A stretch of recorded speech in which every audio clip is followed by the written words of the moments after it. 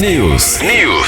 Olá, eu sou Lincoln Augusto e está começando mais um Hot News Entrevista e junto comigo o jornalista Ângelo Franchini Neto. Olá, Lincoln, ouvintes e telespectadores da Hot 107, e hoje nós recebemos em nossos estúdios o médico cardiologista Marcos Toledo Júnior, que vai falar das doenças mais comuns da sua especialidade. Dr. Marcos Toledo Júnior, seja bem-vindo na Hot 107. Muito obrigado, Lincoln e Ângelo. É um prazer estar com vocês aqui para tirar as dúvidas do pessoal aí sobre as doenças cardiovasculares. E antes de iniciarmos a nossa entrevista, o Hot News tem um oferecimento de Aiquefome. O Aiquefome é mais que fome, é farmácia, é mercado, é conveniência, é muito mais, é Aique tudo. Frigol é fácil, rápido e prático comprar na Frigol. Escolha o seu canal de venda favorito. Televendas para empresas, ligue 32010880. Peça suas compras sem sair de casa através do Delivery Jaú Serve. Clicou, pediu, recebeu. Jaú Serve, o supermercado da família feliz. Quem tem LPNet tem sempre mais. 500 MB mais Wi-Fi top por apenas R$ 99,90 por mês. LPNet é fibra ótima. Safra Sul Alimentos, transformar o básico em divino. Isso é o que nos move. Ao ir mercado, prefira a qualidade Safra Sul Alimentos. Cicobi Crediacilpa, tenha mais facilidade e comodidade. Abra sua conta digital no Cicobi Crediacilpa, através do app Cicobi. TOTUS OS, com as tecnologias da TOTUS, tudo fica sob controle. Tecnologia, performance a serviço do seu negócio. Unimed Lençóis Paulista, cuidar de você, esse é o plano. Isilor Energia e Alimentos, Safra 76, ligados pela mesma energia. Bom, doutor, mais uma vez, obrigado pela participação, prazer tê-lo aqui em nossos estúdios. Vamos começar falando então das doenças cardiovasculares mais comuns que acometem aí nós, seres humanos. Elenca pra gente quais são. Olá a todos, é um prazer estar aqui. Olha, as doenças mais comuns, aquela que eu geralmente vejo mais no meu consultório e tal, assim, disparado, a principal é a hipertensão arterial, que é a famosa pressão alta, né? Existem outras secundárias, como também a pessoa que teve infarto, angina, algum tipo de arritmia cardíaca. Dessas arritmias cardíacas, eu acho que a mais comum é o que a gente chama de fibrilação atrial, tal. E assim, todas elas merecem uma atenção especial, né? No tratamento adequado, né? Que nós vamos falar mais tarde. E doutor Marcos, sobre os sintomas típicos dessa doença, da doença cardíaca, existem alguns sintomas ou não? Olha, é o seguinte, algumas doenças geralmente não tem sintoma algum, tá? Principalmente a hipertensão arterial. A pessoa, quando ela desenvolve a hipertensão arterial, na grande maioria das vezes, ela acaba descobrindo depois, com o passar do tempo, por acaso. A pessoa vai, às vezes, num pronto-socorro, ou mesmo está em casa, alguma outra pessoa que está em casa já tem hipertensão, vai fazer uma aferição com o aparelho e acaba vendo que tem pressão alta. As pessoas que apresentam algum sintoma de pressão alta, geralmente já está no estágio mais avançado, né? Agora falando, por exemplo, das arritmias cardíacas, que eu disse da fibrilação atrial. Geralmente o que a gente percebe dos sintomas mais comumente encontrados, a pessoa reclama principalmente de palpitação. Ela sente que o coração está batendo mais rápido. Bacana. Doutor, então quais os principais fatores que levam uma pessoa a ter uma doença cardíaca? Depende muito da doença ou o fator normalmente é o mesmo? Não, depende muito do tipo de doença, né? Os fatores principais aí, nós podemos dizer que tem os fatores externos, né? E o fator genético aí também, né? Principalmente a hipertensão arterial, que ela tem um componente genético muito importante. Geralmente pai, mãe, avós apresentam já hipertensão arterial e a pessoa acaba desenvolvendo essa hipertensão, né? Que é o que a gente chama de hipertensão arterial primária, né? Que a pessoa ela desenvolve e não tem o porquê, mas a parte genética. E tem o componente externo, né? Que é o que a gente chama de hipertensão secundária. É aquela pessoa que geralmente tem um estilo de vida não muito adequado, o paciente está acima do peso, ou a pessoa que faz uso de tabaco, a pessoa que tem uma alimentação desregrada, geralmente com muita quantidade de sódio, né, muito sal e tal, acaba desenvolvendo esse tipo de doença. E doutor, por que é tão comum nos idosos, né, esse tipo de doença, né, no caso como o senhor falou, ou até mesmo a hipertensão? Tá, o que acontece? O envelhecimento da pessoa, ela não se dá só de um aspecto. Quando a pessoa ela acaba envelhecendo, ela tem um envelhecimento por completo. E uma das coisas que envelhecem também junto com o organismo são as artérias e as veias, né? Então existe uma coisa que chama complacência, que é aquela capacidade que tanto as veias quanto as artérias elas têm de dilatar ou contrair, dependendo da temperatura, da alimentação da pessoa. Com o passar do tempo, as pessoas mais idosas elas vão perdendo essa complacência das artérias e veias, elas acabam ficando um pouco mais rígidas. Imaginemos assim, por exemplo, como se fosse um tubo mesmo de PVC, por exemplo.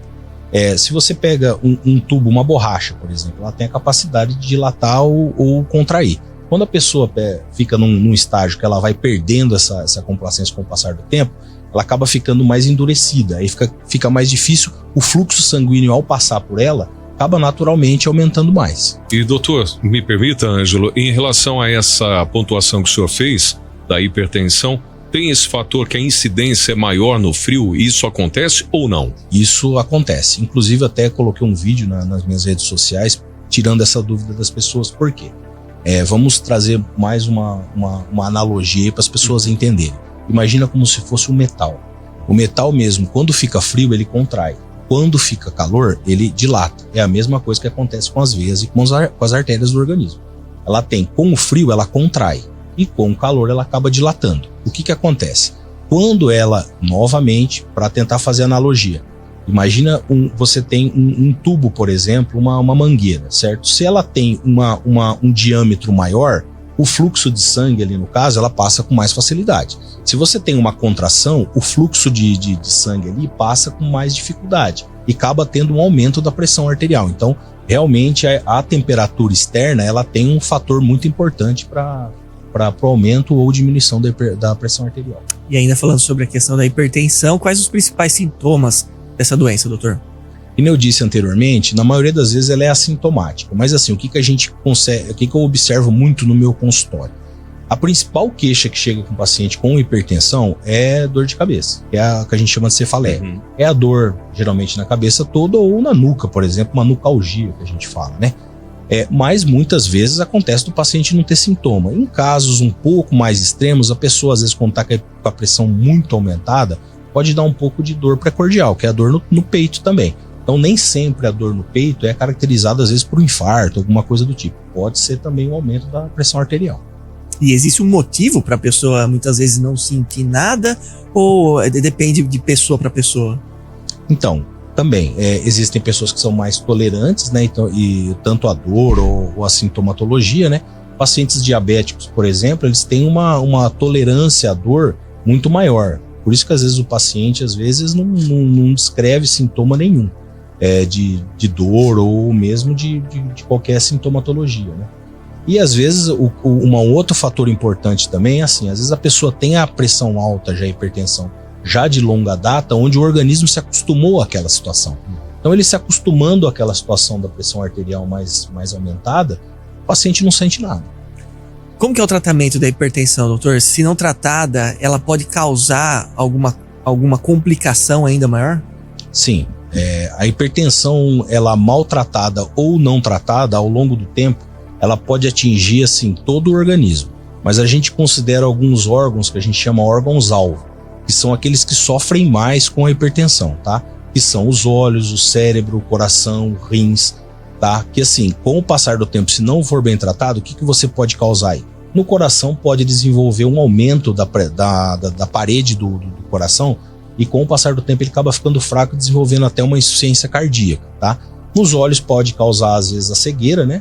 E no rim pode causar uma insuficiência renal com o passar do tempo. E doutor, em relação às cirurgias realizadas no coração, nós ouvimos muito falar sobre os procedimentos da angioplastia, o implante do marca-passo e também a famosa ponte de safena. Realmente essas são cirurgias cardíacas, doutor, que são mais realizadas com mais frequência? Sim, são aquelas que são mais, que a gente vê na prática clínica dentro da cardiologia, são as mais comuns, sim, tá? E fala um pouquinho sobre cada uma delas, em que momento que elas são realizadas para cuidar de qual tipo de doença. Tá, então vamos lá. Vamos começar pela colocação do marca-passo. O marca-passo é um aparelho que é colocado debaixo da pele, tá? E onde são colocados 2 fios que vão até o coração e fazem com que o coração bata de uma forma compassada. Porque geralmente o paciente ele tem ou o coração está batendo muito devagar ou o paciente tem alguma arritmia que precisa ter uma sincronização do batimento cardíaco, tá? Então esse é o marca-passo. A colocação do stent, que é a angioplastia, que são popularmente, que as pessoas falam, aquela molinha que vai dentro do coração, o que acontece? A pessoa tem uma obstrução de alguma artéria do coração e precisa abri-la para poder o fluxo de sangue passar por ela, para poder ter uma irrigação no miocárdio, que é o músculo do coração. Então coloca-se a angioplastia através do cateterismo, onde é aberto a artéria do coração e onde passa o fluxo sanguíneo novamente. Com relação à última que você falou, a ponte de safena. Lógico, a ponte de safena, ela é assim, junto com a angioplastia que foi colocado anteriormente, ela também serve para refazer o fluxo de sangue no coração, tá? Então assim, às vezes existem algumas situações em que não dá para colocar a molinha que é a angioplastia. Aí a gente opta por fazer a cirurgia de ponte de safena. O que é a ponte de safena?